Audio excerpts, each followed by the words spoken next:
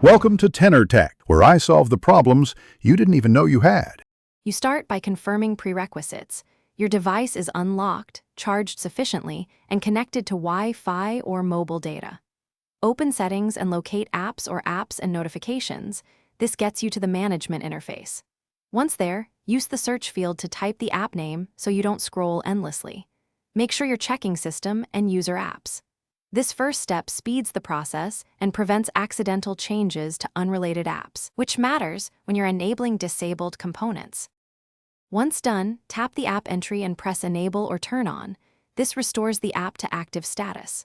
You'll then want to tap permissions to grant required access, storage, camera, location, so the app functions properly. If an app requires background activity, check battery optimization and allow background use if needed. Make sure to enable only the permissions necessary for features you'll use. That minimizes privacy risks while ensuring the app operates as intended. After enabling and setting permissions, open the app to confirm core features work. This validates your changes. If the app crashes or shows old data, go back to Settings, right arrow Storage, clear cache, and try again. Clearing storage, reset settings so use cautiously.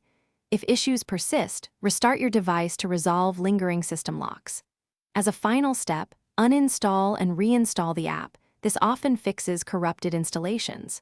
If nothing helps, check for system updates.